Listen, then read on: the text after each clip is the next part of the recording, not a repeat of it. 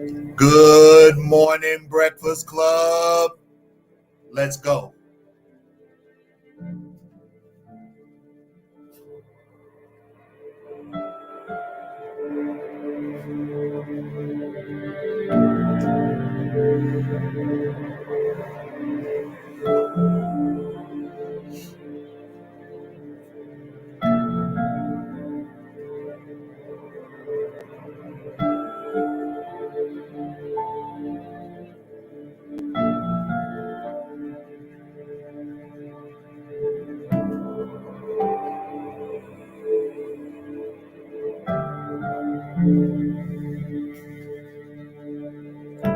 Good morning, TW. Good morning to you.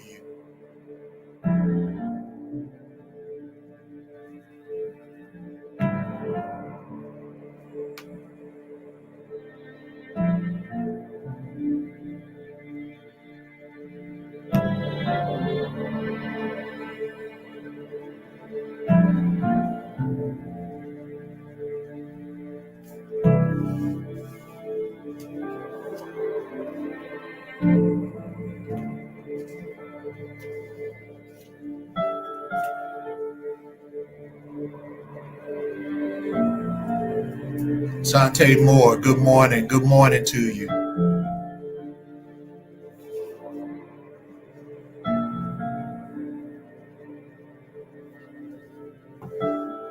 Miss Arletta, good morning, my friend. Good morning.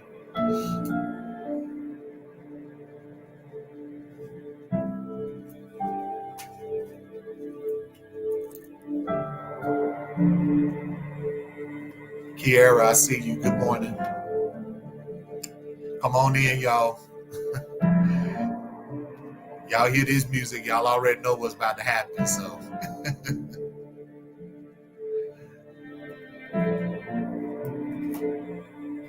open the blinds up, open the curtains, get from under those covers. Come on, we got work to do this morning.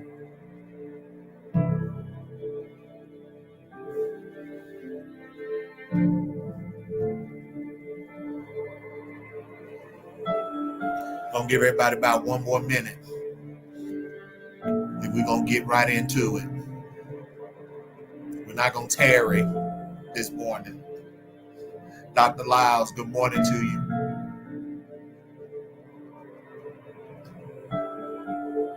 Thank you, Lord.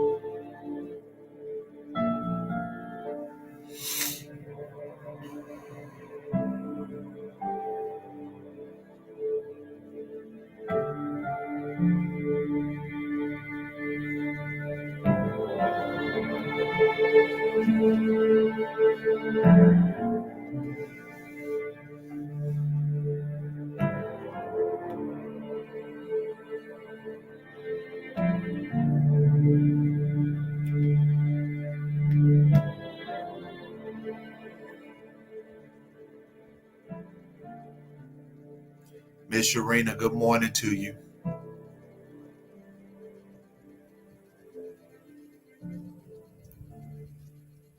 Good morning, good morning, good morning, Breakfast Club. It's good to see everyone this morning on this beautiful Tuesday morning. We're going to get right in because we got work to do. Michelle Aldridge, I see you. Good morning. Good morning. Come on in. Shake those sheets off. Grab your coffee. Grab your oatmeal, whatever it is that you're eating on this morning. Come on in here. Pull up a seat. If you already en route, turn us up. Make sure you can hear us. As always, share the broadcast with 2 or 3 people. Invite them. We want to share the Breakfast Club with as many people as possible. That's why we went from Facebook Live to StreamYard. So we want to make sure that we're doing that. So go ahead right now, hit that like button, hit that share button. This morning we are on YouTube. Of course, we are in the RCA group, and we're over on my Brian Fitzpatrick Ministries page. So wherever you're watching from, whether you're watching live right now with us, or whether you're going to watch the replay later on today, or whether you're going to watch it 15 years from now, a big God bless you and good morning and welcome to the Breakfast Club. This is our time of inspiration, empowerment, encouragement, and we do it all by looking at what God got to say about a whole lot of stuff. that is our way. It is what we do. The goal is growth, and we thank God for it. So that being said, y'all, yeah. So we gonna dig right in this morning. I got a couple of verses that I'm gonna share with you. Then I'm gonna give you the title. We're continuing in our series, Stop Quitting. Stop quitting. Stop quitting. And I don't know about you all, but for those of you that have been listening in and tapping in with us, man, this thing has been very transformative. It has changed my mind about a lot of things, and really made me reconsider my position on some stuff, and it's challenged me, to push through and to power through. And I hope that is doing the same for you. So in that same vein, we're going to continue on this morning. I want you to go, if you got your Bible or if you got your device with you, I want you to go over to Zechariah chapter 4, and we are going to look at verse 10. Zechariah chapter 4, we're going to look at verse 10. Then we're going to go over to Luke chapter 17, and I'm going to read you verses 11 through 16. So if you're taking notes, if you in the chat, go ahead, put those in there for me. Zechariah chapter 4, verse 10. Then we're going to go over to Luke chapter 17, verses 11 through 16. We're going to connect some dots, and then we're going to do what we do. I hope everyone had a awesome 4th of July, that you had a chance to eat some good food, but more importantly, you had time to rest, relax, reset, spend time with family, friends, and loved ones, and just be. I think sometimes, y'all, the holidays come and go, and we get so caught up in the hustle and bustle that we forget to just be. And when you can learn to be, that is when you will begin to flourish in life. Now, I don't know who that's for, but you have been going, to and fro, hither and yon. And so I hear the Lord saying, you need to be more concerned with just being. Because when we tap into our being and how God created us, that is how and when and where we begin to flourish. So grab hold of that. If that is for you, somebody type in the chat, just be. I know Nike said, just do it. Just be. All right. I'm gonna pull up my screen here. So I'm gonna go off for just a second while we read these, and then I'm gonna come back and let's get it. All right. Zechariah chapter 4, verse 10. Do not despise the day of small things. For these 7 rejoice to see the plumb line in the hand of Zerubbabel.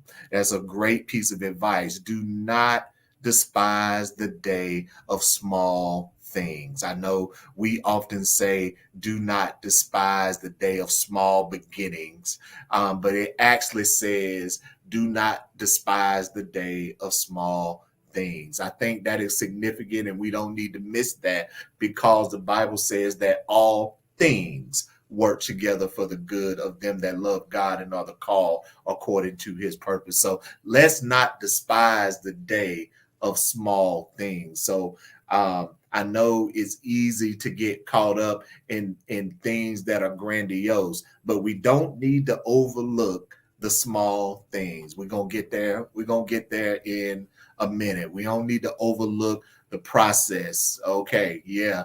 All right. I won't give it away, but we don't want to overlook the process. We don't want to overlook the process. We don't want to overlook, oh man, I feel that already. We don't want to overlook the process. All right. Luke chapter 17, verses 11 through 16. It says, as Jesus continued toward Jerusalem, he reached the border between Galilee and Samaria. As he entered the village there, 10 men with leprosy stood at a distance, crying out, Jesus, Master, have mercy on us. He looked at them and said, go show yourselves to the priest. And as they went, they were cleansed of their leprosy. They got their healing. They got what it was that they came seeking Jesus for. One of them, when he saw that he was healed, came back to Jesus shouting, praise God. He fell to the ground at Jesus' feet, thanking him for what he had done. This man was a Samaritan. And so we start off in Zechariah and we hear, despise not the day of small things, and we land in Luke. And there's an encounter, for Bible readers, it's a familiar story of the 10 lepers and how they had this disease that caused them to be outcasts. It caused them to be ostracized by society. People had to stay away from them. That's why it says that they were at a distance, right? And then they went to Jesus with a question. He said, have mercy on us. They went needing something. Have mercy on us. Have mercy on us. Jesus gives an instruction, and then they follow the instruction. But what I don't want you to miss is that they go looking for one thing, and then Jesus kind of says something that is counterintuitive to what it was that they want, because they came looking for him, because undoubtedly they had heard that he had spoken over people. He had laid hands on people. They were sick and they recovered. They had heard this, and they believed in their heart of hearts that he could do the same thing for them. But then he tells them, I need you to go somewhere else. I need you to do something else. I need you to follow a different process. And then it says, as they went, they got their healing. It would seem on the surface that they went there and they put all of their eggs in this basket of going to Jesus to get what it was they needed. And they came away somewhat empty-handed. They came away somewhat with words. That's a perspective that they could have had. But instead, they followed the instruction. Sometimes in success, we need to remember that it is not a straight line, but it is often the twists and turns and the curves of the journey. It requires us to do something, requires us to follow some type of instruction. And so this morning, I want to pin a title to this. If you're taking notes, write this down: overcoming all or nothing thinking. Overcoming all or nothing thinking. It's very easy for us to get caught up into this mindset. It's either all or it's none of it. The 10 lepers could have gotten caught up into that. Well, if he ain't gonna heal us, then we ain't doing nothing else. It's either all or it's nothing. In Zechariah, we find, despise not the day of small beginnings. The people that were building at the time of that text, it could have been either it's going to all go right and it's going to all go smooth and we're going to knock it out of the park, or we don't want any of it. Sometimes, y'all, when we approach success, we have to remember that success does not always mean all or nothing. Success does not always mean bigger is always better. Success does not always mean either or. Success does not always mean in or out, up or down. Success does not always mean cut and dry. But oftentimes the pathway to success and being successful in whatever it is that we desire to do, it often is a journey of both and this and that. It takes the up times and it also takes the struggles. We talked about the benefits of failure a couple of weeks ago and how to garner an appreciation for the things that don't necessarily go as planned. This mindset of all or nothing thinking can cause us to become stuck. It can cause us to become trapped. It can cause us to begin to be very cynical about what it is that we're doing. I don't know about anybody else, but I know at times in my own life, I have gotten into this place where I said, well, if it can't be this, then I don't want any of it. And I wonder if there's anybody else that's watching this morning that has ever experienced this all or nothing mindset, It's very tricky, because this all or nothing mindset, it actually decreases our motivation for what it is that we're desiring to do. Because this all or nothing mindset only focuses on the end result. And it does not take into account the importance of the journey. I take you back to the 10 lepers because I realized that they had to at some point think amongst the 10 of them while they're on their journey. Surely one of them said, man, what are we doing? We came to him to get this healing. He's the one that we heard about that's been touching people and has been doing this and has been doing that. And now he's sending us and telling us to go show ourselves to somebody else. Surely one of them had to at least have the thought, we did not get what it was that we came here for. That's that all or nothing mindset. If I can't have it my way, then I just don't want it at all. And it is something that actually causes us to give up too soon. It causes us to abort the mission. It causes us to shrink back. It causes us to not take the journey in the first place. I ain't messing with nobody this morning. I'm just saying what I'm saying, because all or nothing thinking begins in no small way to make us hypercritical of ourselves. We begin to over-evaluate. We begin to overanalyze. We begin to overthink. We begin to overprocess. And we begin to allow stories to replace facts. Oh, we're going to get there in a minute. We begin to allow stories to replace facts. Because all of this internal talk, we begin to steer unknowingly ourselves into a place where we are not moving, where we become stagnant, where the results that we are getting because of this all or nothing mindset seem to be inconsequential.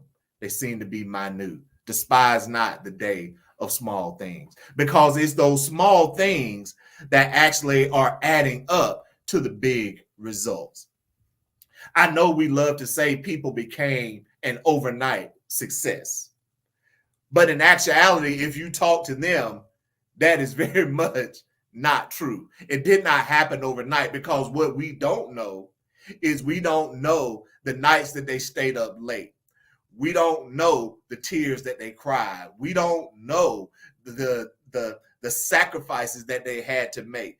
We don't know the doors that were closed in their face. We don't know the number of times that they were told no. So if they had this all or nothing mindset, then when success did come, when the breakthrough did come, when they cracked through that glass ceiling, when the door was open for them, they would not have had an appreciation for it, number one. Number two, they would not have been in position for it. We have to count the cost. There's a price to success. There's a price to being to being positioned and being in a place to achieve the things that we desire to achieve. Our theme is the goal is growth, and growth is a process. Yes, man. The growth, it is a process. And because growth is a process, then that means all of it matters.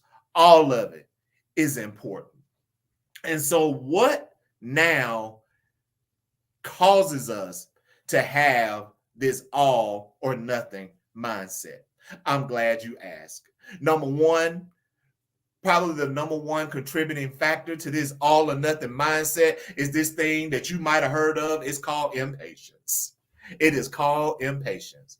We live in a microwave world and we want things to be instant. We want things to just happen, and we want them to happen in our time. Um, I was microwaving something the other day, and I realized if I would have cooked this in a pot or in a pan or in the oven or whatever, it would have taken exponentially longer than it did in the microwave. And so, in our mindset, this all or nothing thinking comes from the fact that there are many things that we can speed up the process on.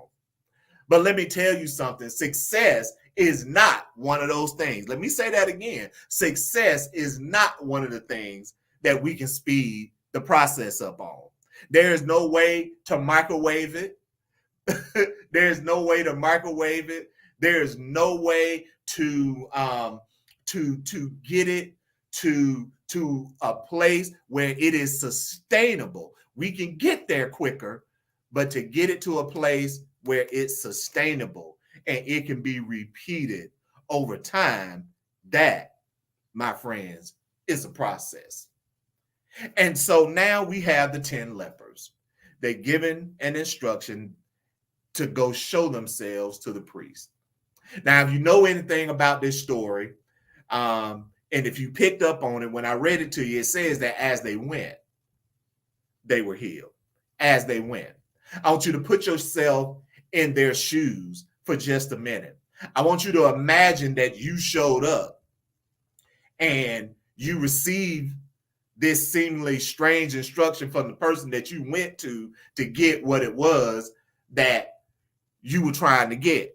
And then they told you to go do something else. Imagine you were going to withdraw some money from the bank and you write out your withdrawal slip. I know we use debit cards and we just go to the ATM machine, but y'all kick it old school with me for a minute. When you used to have to go in and fill out the withdrawal slip and go up to the counter, and then you did all of that and you handed it to them, and the person said, okay, I'm not going to give you the money right here. This is what I need you to do. I need you to go down to that corner and I want you to see this other guy, and then they're going to get the money. I want you to imagine how that will look, because well, wait, I left my money here. I deposited my money here, but they're telling you, you got to do one more thing. You got to take one more step, because we don't keep the money in this building, but we keep the money in that one down there. Would you be willing to go? Would you be willing to take a few extra steps? I think you would be willing to take a few extra steps. I know I would be. I might not like it though. And so I want you to put yourself in the mind frame of these 10 people. They probably did not like that they were going to have to do something else. So that brings me to the second thing that helps develop and cultivate this negative all or nothing mindset. It's the fact that it requires extra effort. It requires extra effort. We get this all or nothing mindset because success often requires extra effort. Success requires long hours. Success requires planning. Success requires studying. Success requires learning something new, practicing a new skill, whatever the case might be. There's a cost that has to be paid. But really what it boils down to is we are not willing to make the sacrifices necessary to get where it is that we desire to go. We say that we want to be promoted at work, but yet we don't really put in the time and effort to make ourselves even sharper, better, to stand out from the crowd, to go learn something new, and we don't do it. Okay. Well, it's either they just gonna give it to me or they not. I've been here for all of this time and they gonna give it to me or they're not. It's the all or nothing thinking. It's all or nothing thinking. Or maybe it's the person that, well, I really need to get this next college degree or whatever the case is. And in the process, you find out, oh man, this is a lot more work than I thought. This is a bigger time commitment. It's a bigger financial commitment than I anticipated. And it's not gonna be a straight beeline to where I want to go. So it's the all or nothing mindset. Either I gotta have all of it right now, because all or nothing thinking is very impatient. I gotta have it right now, or I don't want anything at all. And so what we have to begin to do is we have to begin to shift our mindset. So how do we shift our way out of this type of thinking? I'm glad you asked. I want to show y'all something real quick. And we're going to talk about this, because I want y'all to see this in graphic form. So this is something that I use quite often with people. I call it a thought pyramid. And unlike most pyramids, it doesn't go from top to the bottom. It actually goes from the bottom to the top. And so when it comes to shifting our mindset and getting ourselves unstuck and getting ourselves out of this particular all or nothing type mindset, there's 4 steps. There's a 4-step process that, if we really think about it, this is what we go through. This is the way forward. This is the way out. So the first, at the base, is we got to clarify. Next, we have to learn to itonate. Next, we develop. And then next, we implement. What we try to do is we try to go right to implementation. I need to do something. I need to do something. I need to do something. I need to do something. I need to do something. And the reason that it doesn't work, us doing something, is because we skip the other 3 steps. So we must clarify, we must then itonate, we must develop, and then we have to implement around those ideas. Now, let me explain to you what all of this means. So when I say the word clarify, I mean we have to begin to, first and foremost, whatever it is that we're doing, is we have to start with always separating our facts from our stories. All or nothing thinking says, I'm never going to get there, so I might as well just stop. All or nothing thinking is, it's too hard, so I'm just going to stop. All or nothing thinking will have you believing that if it can't, there's only one way to do this. So since it can't be that way, then I have to stop. Those are stories that we tell ourselves. And those stories, the more we rehearse them in our mind, the more life we begin to give to them. And so now we got ourselves in this predicament where we have a jumble of thoughts in our mind. Some of them are facts and some of them are stories. And so the clarification process is important. Now, let me read you something. In Psalms 119, 130, it says, the unfolding of your words. Whose words? God's words. The unfolding of your words gives light. It imparts understanding to the simple. So one of the things that we can do to separate our facts from our stories is go right to the book and see what God has to say about it. So if it's career growth and development, let's see what God has to say about it. How he will make our way prosperous. How he blesses the work of our hands. But we have to go through this, because if we start making decisions off of stories, and these stories are full of false information. These stories have become a false narrative. Then we're going to be making decisions off emotion, and we're going to be making decisions that are actually going to dig us into a deeper hole. I hope this is making sense to you. So, the first thing that we have to do is we have to spend time clarifying what it is that we want, why it is that we want it, and what exactly does the word have to say about it. So, I want to ask you a question this morning. What is it that you need clarity on? The Bible says that if any man lacks wisdom, let him ask. This scripture says that the unfolding of the word, it gives light, it sheds light on something. So through clarification, we begin to unfold our thoughts. We begin to unfold our own words, because facts and stories, y'all, that's all it is. It's words. So we have to begin to sift through all of this stuff. And when we have these two competing things going on in our mind, then we need a source that is without question accurate. Because you can go to people, and you can go to 5 different people and get 5 different opinions. What I love about the word is that the word says what it says. The only thing that's in question is whether or not we are going to choose to follow it. So if you need clarity on something, go to the word. Go to the word. That's where you're going to find it, because the unfolding of the word gives light. Once we have gained clarity, now we're ready to go to step 2, and we have to identate.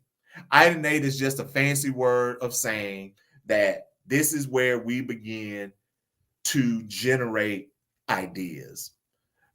This is where we are going to generate possibilities, new possibilities. What is a different path forward? And in this identate phase, this is where you're going to say, these are all the different options. These are all the different ways, because now we got clarity. So now we can think straight. So now we can actually consider there might be a different way.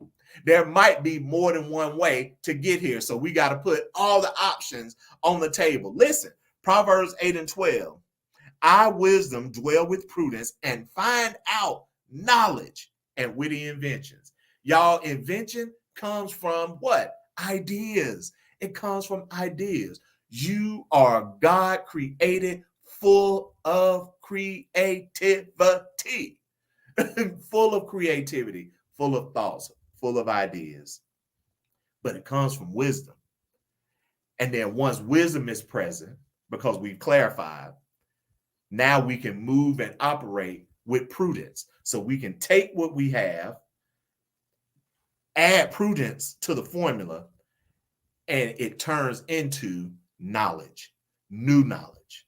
And so once we have new knowledge, now the ideas can begin to flow.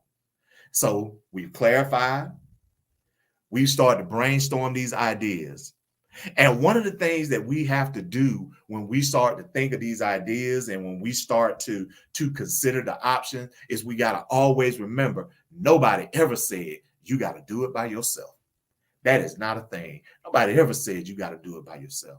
Find you some thought partners. Find you some people that are like-minded.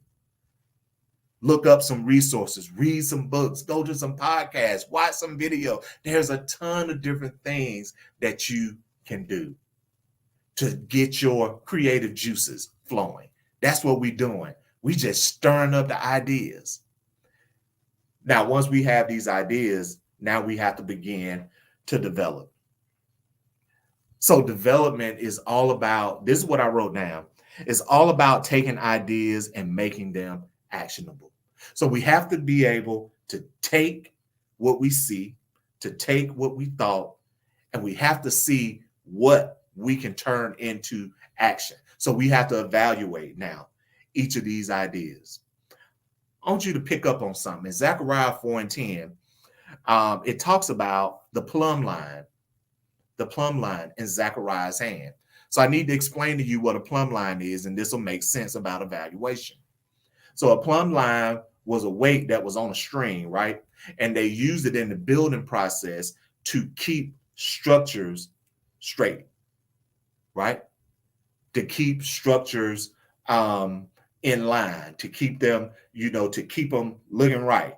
There's nothing worse than a crooked building, than a crooked foundation. You can't build a crooked foundation, right? If you do, then your building is not going to be able to stand tall and strong like it should. That makes sense? Okay. So if you think about it like that, the evaluation process goes through for us a couple of different phases. Number one, we got to gather. So we talked about gathering people, gathering resources, right? So gathering, gathering those that can actually help us flesh out some of these ideas. The second thing is we got to test them. So I want y'all to think about when new products hit the market, a lot of companies do market tests. They do market tests, right?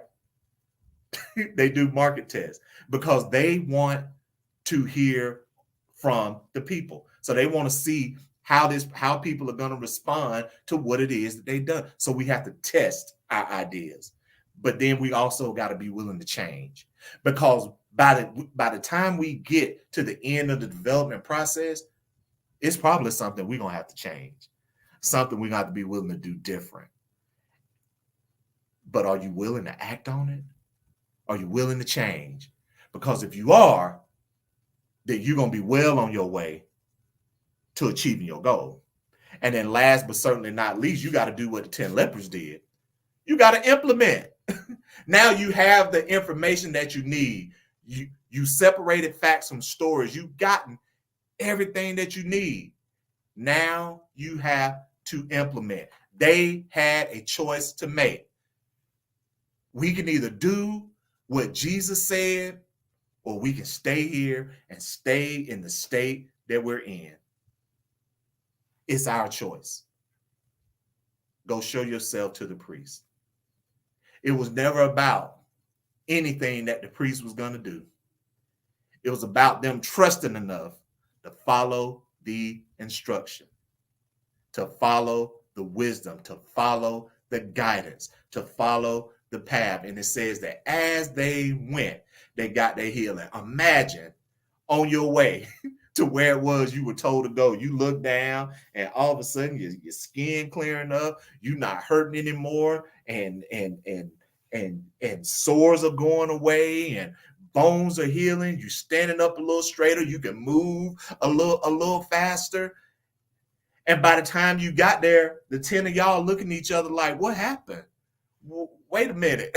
Just a minute ago, we were looking like, but man, look at you and look at you.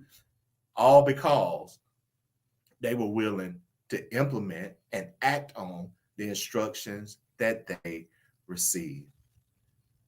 So it's no good for us to create the action steps and create the plan. It's no good for us to build the business plan out if it's just going to sit on the coffee table, if it's just going to sit on the shelf and collect dust. What's the point in it? You don't need a roadmap. You don't need a coach. You don't need any of those things if you're not going to implement. It's the last thing that I typically talk to coaching clients about is implementation. What does execution look like? Is usually my question. What does execution look like? And when you can decide, I'm going to do it, and actually put your hands to it and do the work, that's when you're going to see results. So number one, we got to clarify. Then we ideate. We come up with the ideas, the thought. It's how we overcome this all or nothing thinking that we seem to be stuck in. If I can't have a house with 9 bedrooms and 8 bathrooms, and I just don't want a house at all. Man, y'all know how crazy that sounds. That is crazy because we despising small things.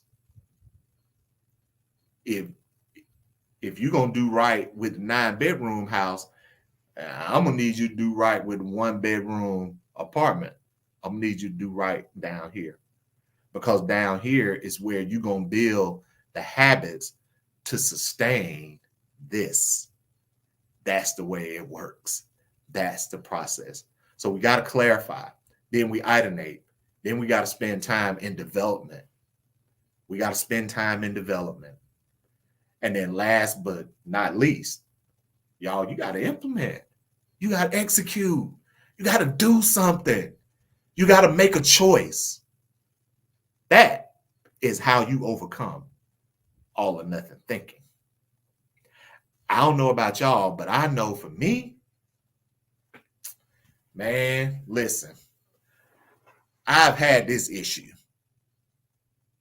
And when I look back on it, this is the process. That's where this came from. And I'm like, I clarified what it was and what it wasn't. I separated my facts from my stories. I had to get all of that stuff out of my system and out of my head.